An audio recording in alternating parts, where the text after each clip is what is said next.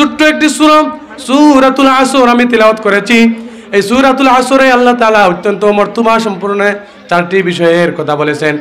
সূরাতুল আসর যদি আমাদের জীবনের মধ্যে ফিট করতে পারি, এই সূরাতুল আসরের আমল যদি আমরা আমাদের জীবনের মধ্যে ফিট করতে পারি, অবশ্যই আমরা নাজাত পেয়ে যাব। আল্লাহ তাআলা বলেন ওয়াল আসর, সময়ের শপথ, মহাকালের শপথ, আসরের রক্তের শপথ। ইন্নাল ইনসানা লাফি খুসর, নিশ্চয় সমস্ত মানুষ ক্ষতিগ্রস্তের মধ্যে। আল্লাহ তাআলা প্রথমে বলেন আসরের রক্তের শপথ, তারপরে বলেন এই জাহানের মানুষ যত আছে, এই ভূমণ্ডলের মানুষ যত আছে, এই দুনিয়ার জাহানের মধ্যে যত লোক আছে সবাই ক্ষতিগ্রস্তের মধ্যে। কিন্তু আল্লাহ তাআলা বলেন তারা ক্ষতিগ্রস্তের মধ্যে থাকবে না। কারা? আল্লাহ তাআলা বলেন ইন্নাল্লাযীনা আমানু, আল্লাহ তাআলা বলেন নিশ্চয় যারা ঈমান এনেছে তারা ব্যতীত সমস্ত মানুষ ক্ষতিগ্রস্তের মধ্যে। আল্লাহ তাআলা আমাদেরকে এই দুনিয়ার জন্য সৃষ্টি করলেন, তারপরে আমাদেরকে একটি বিধান দিলেন কোরআন মাজিদ। এই কোরআন মাজিদের মধ্যে আল্লাহ তাআলা আইন দিলেন আমাদের জীবনকে কিভাবে চালাবো। আমাদের হাসর আছে, আমাদের নসর আছে, আমাদের হায়াত আছে, আমাদের জীবন আছে, আমাদের মৃত্যু আছে, আমাদের পরবর্তী জীবন আছে। এই পরবর্তী জীবনে আমাদের জন্য সুখ শান্তি আছে। পরবর্তী জীবনের যদি আমরা সুখ পেতে চাই, পরবর্তী মরণের পরে যে আমাদের কবর আছে, এই কবরের আযাব থেকে যদি আমরা বাঁচতে চাই, পরকালের পরে যে আমাদের হাসর আছে, মিজান আছে, ফুলসিরাত আছে, জাহান্নাত আছে, জাহান্নাম আছে, জাহান্নাম থেকে মুক্তি পেয়ে যাতে আমরা জান্নাত পেতে পারি। এজন্য আল্লাহ তাআলা বলেন ইন্নাল্লাযীনা আমানু, ওহে নিশ্চয় যারা ঈমান ওয়ালা, আল্লাহ তাআলার উপরে ঈমান এনেছে তারা ক্ষতিগ্রস্তের মধ্যে নাই। কিন্তু যারা ঈমান আল্লাহ তাআলার উপরে ঈমান আনছে না, আল্লাহ তাআলাকে আল্লাহ হিসেবে মানে না, রাসূল পাক সাল্লাল্লাহু আলাইহি সাল্লামকে রাসূল হিসেবে স্বীকৃতি দেয় না, কোরআন মানে না, সুন্নাহ মানে না, এরা সবাই ক্ষতিগ্রস্তের মধ্যে। তারপরে আল্লাহ তাআলা বলেন ওয়া আমিলুস সলিহাত, ঈমান আনার পরে যারা নেক আমল করবে, ভালো কাজ করবে, নামাজ পড়বে, তেলাওয়াত করবে, জিকির আজকার করবে, তাসবিহ তাহলিল করবে, কোরআন সুন্নাহ মোতাবেক তার জীবনকে পরিচালনা করবে।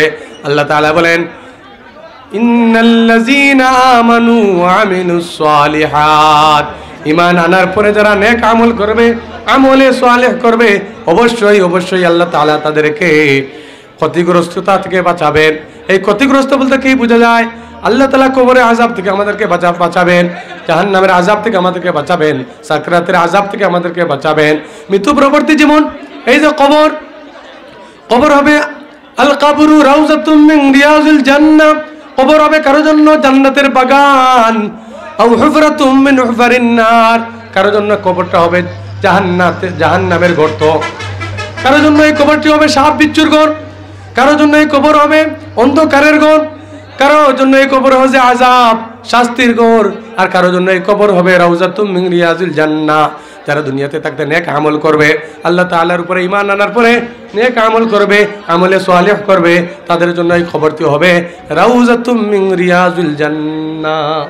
তারপরে আল্লাহ তাআলা বলেন ওয়া তাওয়াসাউ বিল হক, আল্লাহ তাআলা বলেন যারা হক কথা বলে, হকের উপর অবিচল থাকে, হক প্রতিষ্ঠা করার জন্য হক প্রতিষ্ঠার আন্দোলন করে, কোরআনী আইন প্রতিষ্ঠা করার জন্য তারা আন্দোলন করে, তার জীবনকে বিলিয়ে দেয়, এই রকমের ব্যক্তি যারা আছে তাদের জন্য আল্লাহ তাআলা বলেন ওয়া তাওয়াসাউ বিল হক, বালা মুসিবত আসবে, জেল জুলুম আসবে, জুলুম নির্যাতন আসবে, বিপদ আপদ আসবে, জুলুম নির্যাতনের শিকার হবে, প্রশাসনের চাপ থাকবে, প্রশাসনিক বাধা থাকবে, তারপরেও হকের উপর অটল থাকবে, হক থেকে বিচ্যুতি হবে না।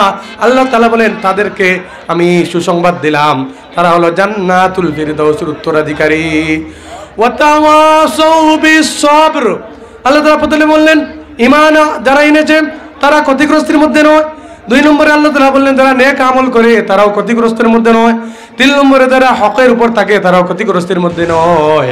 আর 4 নম্বর হলো যারা বিপদে আপদে ধৈর্য ধারণ করে তারাও ক্ষতিগ্রস্তের মধ্যে নয়। যেমন আল্লামা সাইদি সাহেব, আল্লামা দেলওয়ার হোসেন সাইদি সাহেব 13 বছর জালেমের জেলখানায় বন্দী ছিলেন, তারপরেও ধৈর্য ধারণ করেছেন, কিন্তু কোনোদিনও কোনো শয়তানি উপশক্তির কাছে মাথা নত করে নাই।